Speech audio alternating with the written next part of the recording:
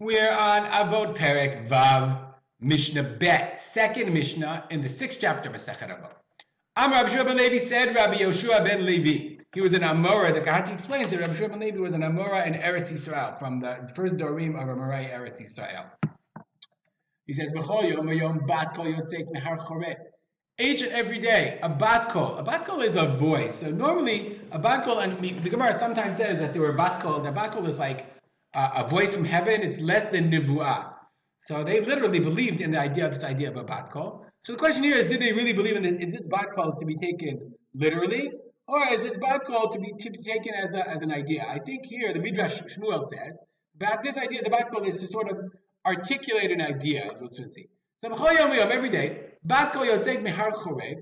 A bat kol goes out from har chorev. Chorev is another word for Har Sinai, Sinai, where the Torah was given. Umachrezet ve'omeret, machriz, and announces and says, Oilem lebriot me'elbona shel Torah. Woe is it to the creation, to people who are created me'elbona from shel Torah, for the elbon, for the embarrassment, the denigration of Torah. Why? Anyone who doesn't engage in Torah, nikra nazuf, is called nazuf, rebuked, or minudeh. Nazuf, Rashi says, minudeh. He is minudeh, means put in exile, or cherem. He's banned. Okay, that he is zivad chachamim minudeh. He is considered like he has nidui. They put a ban on him. Okay, so that's someone who doesn't engage in Torah. Shneimar nezem zahav be'af chazir. If you have a gold nose ring in the nose of a pig, isha yafa v'sarat tam. Okay, is the same as a beautiful woman v'sarat tam who has v'sarat tam has gone a bad way.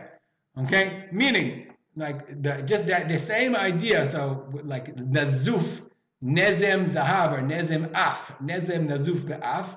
Okay, it's like someone who doesn't study Torah. It's like a Jew who has the Torah but doesn't study it. It's like someone who takes a gold ring and puts a gold nose ring and puts it on the nose of a pig, or a beautiful woman who is sarat tam, who has gone off and done terrible things. Okay, why? Because the pig doesn't take care of this nose ring. It makes it disgusting because he goes and roots around in the garbage. The same thing as the Talmid Chacham without the matamim, the flavor of Torah. Okay, who is ma'us, he is disgusting, like this minudeh, like this person who is bad. Nusach acher, isha yafa v'sarat tam. So I guess they combine the nusach, right? It's because we have that nusach, isha yafa. Klamar, mechaneh abriot b'shalim nekeva isha yafa. Melashon nekeva, people are called nekeva isha yafa, beautiful women. Shusar dvar b'ta'amim shel Torah, goes against the Torah. Okay, domen lenezem zav shenatu mecharko shel chazir. So meaning, it's the same idea of taking something beautiful with incredible potential and totally wasting it. That's the person who is she'ino osek b'Torah.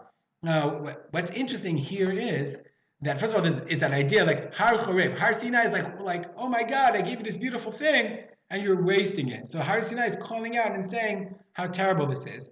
That's one thing to point out. And the second thing is, we saw like all this Mishnah about how amazing Torah is. But here we see the exact opposite. That he's sort of calling out against the idea that people were not engaging in Torah, they were not studying the way they're supposed to, and how that's elbonah shel Torah, it's the denigration, the desecration of the Torah. Ve'omer, and he quotes another pasuk, the Torah says that when Moshe Rabbeinu came down with the tablets were ma'aseh Elohim, the action of God, and the writing was michtav Elohimhu, the writing of God, charut al haluchot, charut, hewn on the luchot. That's the end of the pasuk. Okay. That there was a special, incredible writing. Says the Mishnah, Al tikrei charut, don't write it charut, don't read it, ela cherut, from the word freedom. There's no one who is free except someone who engages in the study of Torah. Okay? Therefore, that's the idea of true freedom. The people in Yeshiva quote this all the time. It doesn't, people on the outside think it binds you, but someone who studies Torah, it opens you up. It gives you a freedom of perspective. Someone who does engage in the study of Torah, is exalted. This is a different place where Jewish people study. And from matana, Okay, from Midbar Matana, right? If you make yourself, the real pasuk is, Umi Midbar Matana, Umi Matana Nachliel. Okay, from the Midbar to Matana, and from Matana they went to Nachliel. So they learn out, Kivan Shnitna Lem Torah b'Matana, Nachalu El. From the Midbar they got this Matana of Torah, Nachalu El. Okay, Klamar Bibechalko, they got into the Chedek of God. And Kivan Shechalko El Olim Ligdulah. And from Nachliel, they went to Bamot, high up. So therefore, we see that if you are sick with Torah, you end up in Bamot in high places.